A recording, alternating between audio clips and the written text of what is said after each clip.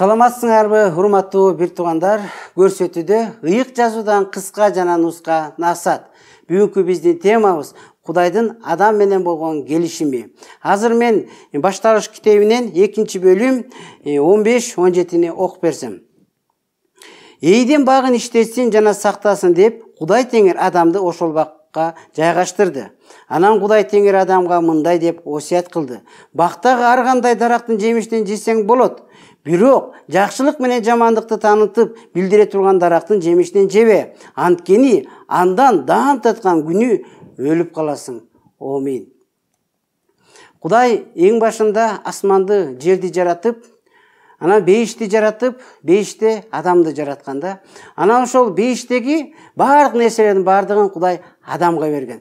Бирок Кудай адамга айткан: ушул бейиштеги бардык нерсени жесең болот, бирок ушу бейиштин ортосундагы бир гана ушул жамандык менен жакшылыкты билдире турган дарактан жебе, анткени аны жеген күнү өлүп каласың деген да. Андан кийин Кудай адамга аял жаратып берип, обенени. Бирок ошо обене аркылуу азгырык келген да. Мындайча айтканда, обенени шайтан жылан болуп келип азгырып, алар ошол жамандык менен жакшылыктын дарагын ошол обене жеп, обене аркылуу адам жеп, ошентип алар күнөөгө батышкан да. Жана ушул аркылуу адам ата Кудайдын сөзүн тиле албастыгын көргөзүп, Кудайдын сөзүн бузуп, Кудайдын келишимин, осуятын аткарбай күнөөгө батып, бүт дүйнөнү бүткүл адамзат ушул аркылуу күнөөгө батышкан. Андан кийин Кудай ошол жыланды дагы, обенени да, адам атаны дагы жазалап, анан адам ата обенени ушу бейиштен сыртка кууп салганда. Бирок ошондо сыртка кууп атып дагы Кудай адам атага айтканда, алар аны үмүтсүз калтырбай, мен куткаруучу жөнөтөм депчи. Анан эми ошол куткаруучуну биз билебиз, Иса Машайх аркылуу ошол убада аткарылган.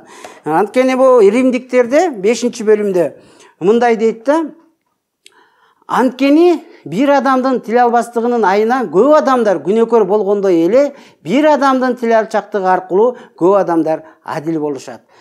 Биз айтпадыкпы, ама адам ата Кудайдын сөзүнө тиле албай, жамандык менен жакшылыктын дарагына жебе деген жерден жеп, күнөөгө батып, бүткүл адамзатты күнөөгө батырганда, а Иса Машайх болсо Кудай атага толугу менен тиле алып, айкашкан жыгач көтөрүп, аягына чейин тиле алчак болуп, биздин күнөөлөрүбүз үчүн өлүп, ыйык канын төгүп, 3-чү күнү кайра тирилип, ушу бизге куткарууну берген да.